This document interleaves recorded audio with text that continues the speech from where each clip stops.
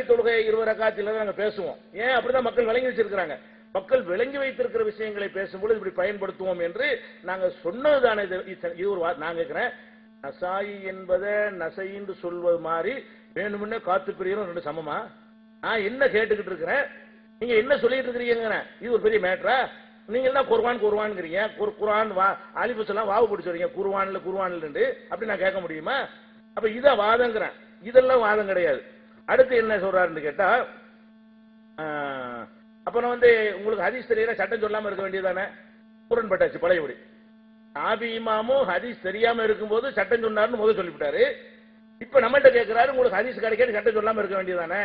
இப்ப சாபி இமாம கேளுங்க, ஹதீஸ் தெரியல சட்டம் சொல்லாம இருக்க வேண்டியானவரு, தெரியாம இருக்கிற சட்டத்தை அவர் சொன்னாரு. நம்மள்ட்ட கேட்டு அந்த கேள்வி சாப்பிட்டு கேட்கலாமா இல்லையா? அப்ப அந்த இமாம்கள் எல்லாம் ஹதீஸ் தெரியாமல் நினைச்சிருக்காங்க, சட்டம் சொல்லிட்டு தெரிஞ்சவன மாத்திருக்காங்கிறீங்க. நீங்க தெரியாம சட்டம் சொன்னீங்கன்னா என்ன அர்த்தம்? அது எல்லாம் முரண் தனக்குத்தான. இதை நாங்க அடுத்து எடுத்து வச்சுக்கிறோம். இப்ப முதல் அமர்வுல சொன்னதையும் 2வது அமர்வுல சொன்னது அடுத்தது எப்ப தேவைப்பட்ட 2 கோத்துக்குருவோம். அப்ப மாட்டுக்குவீங்க. சரி வாங்க அடுத்தடுத்து இருக்கு. அப்புறம் அடுத்து என்னன்னு கேட்டா, அவன் நிறைய விஷயங்கள் எடுத்து வைக்கணும். பதிலாம் ரொம்ப பதில் சொல்ற விஷயங்கள் இல்ல பாத்தீங்களா, அவ்வளவு இருக்கு. ஒரு வரியில சொல்ற அளவுக்கு தான் அவருடைய வாதங்கள்லாம் இருக்குது, ஒண்ணுமே இல்லை. அடுத்து என்ன செய்யறாங்க, இவங்க ஏற்றுக்கொண்டிருக்கக்கூடியவர்களால் ஒப்புக்கொள்ளப்பட்ட எழுத்துல என்ன காணப்படுதுன்னு கேட்டா, ஒரு மனுஷன் ஒரு கீழ்த்திசை நாடுல இருக்கிறான், ஒரு ஆம்பளை, ஒரு பொம்பளை மேல் திசை நாட்டுல இருக்கிறான். ரெண்டுக்கு மத்தியில உள்ள தூரம் இருக்குதுல, அது 1 வருஷ பயண தூரம். அந்த காலத்துல இங்க இருந்து புறப்பட்டு போனால் 1 வருஷம் சென்றுதான் அந்த பொண்ணு இருக்கிற ஊருக்கு போக முடியும். அவ அங்க இருந்து கொண்டு இவன் இங்க இருந்து கொண்டு கல்யாணம் பண்ணிட்டாங்க. எப்படி பண்ணாங்க? அந்த காலத்துல ஃபேக்ஸ் போன்லாம் இருந்துச்சான்னு கேட்கக்கூடாது. போன்ல அவங்க கல்யாணம் பண்ணலாமா, நம்ம பண்ணக்கூடாதுமோ. அப்ப அவங்க அப்படி எது பண்ணிட்டாங்கன்னு வைங்க. அதாவது அவன் இருக்கிறது ஒரு 1 வருஷ பயண தூரம், 2 பேருக்கு மத்திய டிஸ்டன்ஸ் 12,000 மைல் கணக்கு பண்ணீங்கன்னா பாதி பயணம் என்னது, மஷ்ரிக்கு மகரிபுங்கிறாங்க. மஷ்ரிக்கு மகரிபுனா ஒரு 24,000 மைல் சுற்றளவு பூமி. அப்ப மஷ்ரிக்கு எண்டு பிடிக்கிறாங்க, அது ஒரு 12,000 மைல் தொலைவுல 2 பேர் இருக்கிறாங்க. கல்யாணம் பண்ணியாச்சு. கல்யாணம் பண்ணதுல இருந்து அவன் அங்க இருந்துட்டு இங்க இந்த பொண்ணை கல்யாணம் பண்ணிவிட்டான். 6 மாசத்துல புள்ள பெத்து விட்டான். கல்யாணம் பண்ணி 6 மாசத்துல புள்ள பெத்து விட்டான். இப்ப என்னது, அது அவன் புள்ளதான் அப்படின்னு எழுதியிருக்கிறாங்க. அவன் சேர 1 வருஷம் ஆகும். கல்யாணம் இன்னைக்கு தான் நடந்திருக்குதுங்க. அவன் மனைவிட்ட சேர்றதுக்கு சின்னச்சா கூட 1 வருஷம் கழிச்சு சேரவே இயலும். அவன் 6 மாசத்துல புள்ளைய பெத்து விட்டான். ஆதி தூரம் தான் வந்திருப்பான் வரதா இருந்தா கூட. அதுக்கெல்லாம் என்ன ஆயிடுச்சு, புள்ள பெத்து விட்டான்னு சொன்னா அது அவன் புள்ளதான். இது அப்படி தேய்க்கிறீங்கல்ல, அதுக்கு பயங்கரமான தத்துவம் சொல்றாங்க. என்ன தத்துவம்? அது கராமத்துல அவன் செகண்ட்ல வந்திருப்பான், வந்திருக்கலாம் தானே. கராமத்தின் மூலமா இணைஞ்சிருக்கலாம் 12,000 கிலோமீட்டரையும் 1 வருஷ பயண தூரத்தையும் கண்மூடி திறக்கிறதுக்குள்ள வந்துட்டான்னு சொன்னா, அன்னை முதல்ல கல்யாணம் பண்ண அன்னைக்கு பொண்டாட்டி சேர்ந்திருப்பான். 6 மாசத்துல புள்ள பெறுவதற்குரிய குறைஞ்ச காலம் 6 மாசம் வச்சிருக்காங்க அவங்க கிட்டாப்புல. அது எப்படி மடமாண்ட பின்னாடி வச்சுக்கிருவோம். அப்ப 6 மாசத்துல புள்ள பெற்றதுனால எப்படி நினைச்சுக்கணுமா, கல்யாணம் அங்கிருந்து பண்ணான்ல, அவன் மந்திரத்தில் இங்க வந்திருப்பான், அப்படி செஞ்சிருப்பான்னு சொல்லி நினைச்சிருக்காங்க. இது அபூ ஹனீஃபாவுடைய கருத்து. மத்த 2 பேர் மருத்துவம் சொல்லி இருக்காங்க. அது நானே சொல்லிவிடுறேன். நான் என்ன கேட்கிறேன், அபூ ஹனீஃபா பெரிய மேத, அவங்க எல்லாம் சட்டம் கரெக்டா குர்ஆனை செட் பண்ணி சொன்னாங்கன்னு சொன்னீங்களே, உங்க கிதாபுல இப்படி இருக்குதே.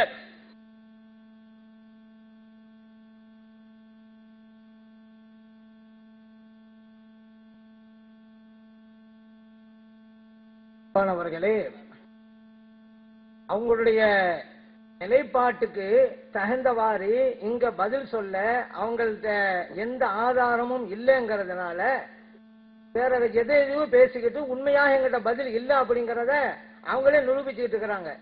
ஏன்னா அந்த நிலைப்பாட்டுல என்ன, எங்களுடைய மொழிபெயர்ப்பிலும் சரி எங்களுடைய எழுத்துக்கள்லையும் சரி எந்த பிழையும் இல்லை, சரியாதான் சொல்லியிருக்கிறோம் அப்படின்னு தானே சொல்லியிருக்கிறாங்க. இங்க கேள்வி வச்சோம்ல, சரின்னு ஏன் சொல்ல மாட்டேங்கிறாங்க, பதில் சொல்லிட்டேங்கிறாங்க. இப்ப அவங்க சொல்லிட்டாங்களாங்கிறத இப்ப நான் மறுபடியும் கேட்கிறேன். அவங்க சொன்னாங்கல்ல, இந்த வசனம் அந்த வசனத்தை மாற்றப்பட்டு விட்டது, 2 கருத்துல ஒரு கருத்து தான் இது அப்படின்னு சொன்னாங்கல்ல. யார் இப்படி ஒரு கருத்தை சொன்னது? எந்த தஃசீர் அப்படி இருக்குது? உலகத்துல யாராவது இப்படி சொன்னாங்களா? கேள்வி வச்சோமா இல்லையா? ஒண்ணு சொன்னாங்கன்னு சொல்லுங்க, காமிங்க. இல்லன்னு சொல்லலன்னு ஒப்புக்கொள்ளுங்க. இது பதில் சொல்லலையே, எல்லாம் சொல்லிட்டேன். நீங்களே சொல்லிட்டோங்கிற வார்த்தையை சொல்லிட்டீங்களே தவிர பதில் சொல்ல கிடையாது. அதுதான் யதார்த்தம். அதே போல பாருங்க, மார்க்கம் இல்லாததை இருக்குது அப்படின்னு சொல்லவே கூடாங்க. எது சொன்னாலும் ஒப்புக்கொண்டு போயிடுறாங்கிறது இல்ல. முன்முட்டான உதாரணத்துல கூட இறைவன், ஏன்னா அவங்க கலிக்காவில வாதத்தை எடுத்ததுனால இதையும் சுட்டி காட்ட வேண்டியதாகி போச்சு. போன வாதத்தை கூட இறைவன் அறிந்த மக்கள் எல்லாம் அறிந்த உருவத்திலே வருவான் அப்படிங்கும் பொழுது அங்க வந்து யாரிபூன் தானங்க இருக்கணும். இந்த மௌசூலுக்கு பிறகு முதாரியான, அதாவது ஃபியூச்சர் டென்ஸ் வந்தா இந்த அர்த்தம் அப்படி அரபி இலக்கணம் நாங்க எந்த கிதாபு கேட்டு இது வரைக்கும் தர முடியாது, அப்படி இல்ல. அதனால எதை வேண்டுமானு சொல்றதுங்க இல்ல. இங்க இருக்கிறவங்க மட்டுங்கல்ல, இங்க நிறைய ஆலிம்கள் இருக்கிறாங்க. ஆயிரம் ஆலிம்கள் வெளியில இருந்து பாக்குறாங்க, பார்க்க போறாங்க. அதனால எதை வேண்டுமானு சொல்லிடுறாங்க. அவங்களே நினைப்பாங்க இப்படி சட்டம் இல்லையே, மத்த தப்சீர்லாம் இருக்குதா, இது ஒருத்தங்க அப்படி எந்த கருத்து இல்லைங்களும் மத்த ஆலிம்கள் பார்த்தா பாப்பாங்களா இல்லையா? இது இங்க இருக்கணும் மட்டும் பேசக்கூடியதா? இங்கேயும் எத்தனை ஆலிம்கள் இருக்கிறாங்களே. அதனால எது சட்டமும் சொல்லுங்க. தப்சீல் இருக்குதுன்றீங்க, எந்த தப்சீலும் கேட்டுக்கணும் சொல்லுங்களேன். சொல்லலையே, பதில் சொல்லிட்டோம்னு சொன்னீங்க. அதனால எது எதார்த்தமோ வாங்க. அதே போல இப்னு கசீர் அரபி இலக்கணத்தை முரண் சொல்லிக்கிறான்னு எழுதி இருக்கிறீங்க. இப்னு கசீர் எங்க எழுதி இருக்கிறான்னு கேட்டோமே, தந்துட்டீங்களா? தந்துட்டு நாங்க பதில் சொல்லிட்டோம்னா பரவாயில்ல, இதுவும் பதில் தரல, ஆனா நாங்க பதில் கொடுத்துட்டோம் அப்படிங்கிறீங்க. ஏன் இப்படி போய் சொல்லணும்? கேள்விகள் இருந்துகிட்டே இருக்குது, தந்துட்டே நீங்க சொல்லாதீங்க. அதே போல நம்ம ஒரு இது சொன்னோம், பெண்களுக்கு விவாகரத்து உரிமை இருக்குன்னு சொல்லி இருக்கிறீங்க, சம்பந்தம் எல்லாம் ஒரு ஹதீஸை காட்டினீங்க அப்படின்னோம். இல்ல அதுல அங்க எழுதிருக்கிறோம்ல, பெண் வந்து ஒரு ஜமாத் தலைவர் முறையிட வேண்டும், அந்த ஜமாத் தலைவர் தான் சொல்லுவார், அப்படியே எழுதானே இருக்கிறோம். அப்படி எழுதினதை தவிர நாங்க சொன்னோமா?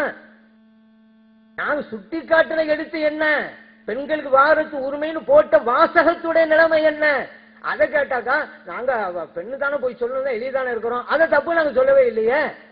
நாங்க எது தப்புன்னு சொன்னோமோ அதுக்கு பதில் சொல்லுங்க. அதனால அந்த ஹதீஸை ஆதாரமா காட்டீங்க, அது ஆண்கள் சொல்லுவ மாதிரி தானே இருக்குது. அதே போல சம்பந்தமே இல்லாம நாங்க எல்லாம் நசைன்னு சொன்னாங்க, அதனாலதான் எல்லாம் சேர்ந்து ஒரு தப்பு பண்ணா அது நம்ம சரிங்கிறதா திருத்துறதா? நான் கேட்கிறேன், பேராவே இருக்கட்டுமே.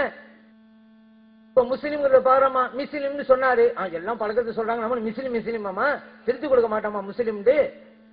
புகாரிக்கு பிகாரின்றாரு ஒரு ஆளு, புகாரின்னு சொல்லப்பா திருத்த மாட்டோமா? இல்ல அவங்க எல்லாம் தப்பு பண்ணாங்க, நாங்களும் சேர்ந்துக்கிட்டோம், தப்பு இல்லைன்றா சொல்றது, திருத்திக்க வேண்டியதானே. சரி, அவங்க எல்லாம் அப்படி சொன்னாங்க, இப்ப எந்த ஆலிம்கள் சொல்றாங்க நமக்கு தெரியலங்க. எல்லா மத்த ஆலிம்கள் சொன்ன ஆலிம்கள் நசாயம் தான் சொல்லிட்டு இருக்கிறாங்க, யார் இப்படி சொன்னா நமக்கே தெரியல. அப்படி சொன்னாலும் கூட தவறா சொன்னா திருத்தத்தான் வேண்டுமே தவிர அந்த தவற நாங்களும் சேர்ந்துக்கிறோம்டாக இது பதிலே, இது பதிலா?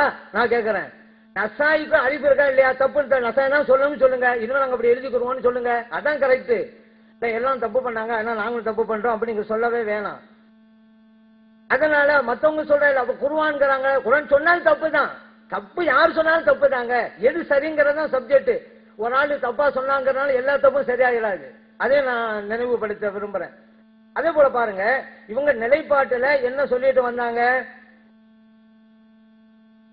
பிஜேயின் தர்ஜமாவிலும் தமிழ்நாடு தௌஹீத் ஜமாத் நூல்களிலும் ஆபாசமோ அசிங்கங்களோ குர்ஆனுக்கு மாற்றமான கருத்துக்களோ இல்லை சொல்றாங்க. இல்ல, குர்ஆனுக்கு மாற்றமான கருத்து, இல்லாத பொல்லாத கருத்து, மற்றவங்க சொல்லாத கருத்தெல்லாம் இருக்குன்னு சொல்லி காட்டிருக்கோம்ல, அதுக்கு எதுக்கு பதில் சொல்லல? பதில் சொல்லலாம், இதுக்கு பதில் சொல்லாம நீங்க மதபு நூலுக்கு போறீங்களே, அப்படி இதுக்கெல்லாம் உங்களுக்கு பதில் இல்ல அப்படிங்கறத பாக்குறவங்க புரியுறாங்க. இவர் இவ்வளவு கேள்வி கேட்கிறாரு, பதில் சொல்லாம ஏன் மதவு போறாங்க? அப்ப சப்ஜெக்ட் இங்க இல்ல, ஏற்கனவே இந்த அரைச்சதுன்னு கொஞ்சம் வச்சிட்டு இருக்காங்க, அதை வச்சு 2 நாளைக்கு ஒப்பேத்துவாங்க அப்படின்னு எல்லாம் நினைக்கிறாங்க. நீங்க நாங்க வச்ச குற்றச்சாட்டை நீங்க நிறுவீங்க. அதே போல தப்சீர் நூல்கள் இருக்குதுல்ல, அவங்க சொல்றாங்க எழுத்துக்கள் சொல்லி இருக்கிறாங்க, எழுத்துக்கள்னா தப்சீர் எழுத்துக்கள் தானே, அப்படின்னு தப்சீர்னு வார்த்தை கொண்டு வந்தீங்க. நான் கேட்கிறேன், தப்சீர் எழுத்து இல்லாம வேற என்ன இருக்குது? பொதுவா சொல்ல வேண்டியதானே, தப்சீர் ஷேக் அப்துல்லா ஜமாலி ஒப்புக்கொள்ள வேண்டவருடைய பேச்சு எழுத்து முடிஞ்சு போச்சே, நீங்க அப்ப தப்சீர் கொண்டு வந்தீங்க? தப்சீர் எழுத்து இல்லையா? அப்ப தப்சீர் தான். ஏன்னா தர்ஜமாங்கிறது நம்ம மெயினா சொன்னது தர்ஜமா வந்து குர்ஆன் சம்பந்தப்பட்டது. அந்த சப்ஜெக்ட் வச்சதுனால நீங்களும் தப்சீர் தான் கொண்டு வந்தீங்க. இங்க அந்த சப்ஜெக்ட் இல்லங்கிறனால தப்சீர்ல ஒண்ணுமே இல்லையே, குறை என்னத்தை சொல்றது, அதனால பழைய சரக்கை எடுத்து விடுவோம். இதுவெல்லாம் முன்பு பேசப்பட்டு பழைய விஷயங்கள், இதெல்லாம் புதுசா ஏதாவது சொல்லுங்க நீங்க. ஏன்னா வேற இல்ல. இப்ப இதே என்ன வழங்கு பாக்குறோம், தெளிவா வழங்குறாங்க. தப்சீர் ஒப்பந்தம் போட்டுட்டு மதம் கிதாப் போன தெரிகிறது. அப்ப இமாமுடைய தப்சீர்ல எல்லாம் எந்த குறையும் இல்ல போல தெரியுது, அதனாலதான் எடுத்து காமிக்கல அப்படின்னா பாக்குறவங்க விளங்குறாங்க. அது ஊர்ஜப்படுத்துற வகையில தான் ஒவ்வொன்னா எடுத்து காமிச்சுக்கிட்டே இருக்கிறாங்க. அதை நீங்க வழங்குங்க. அப்ப நீங்க கலியக்காவில வாதத்துல இல்லாததெல்லாம் சொன்னாங்களே, அதனாலதான் நாங்களும் இல்லாத சொல்றோம். அப்ப அவங்களே இல்லாத சொல்றாங்க, ஒப்புக்கொள்றாங்க. இல்லாத சொன்னாங்கனாலதான் அவங்க சொல்றோம் அப்படிங்கிறாங்க. ஆனா நம்ம இல்லாத சொல்லல, அவங்க தவறு அப்படி வழங்கிட்டாங்க. ஏன்னா நம்முடைய நிலைப்பாடு என்ன தெரியுமா, கலியக்காவில வாதத்துல சுபஹான மௌலித்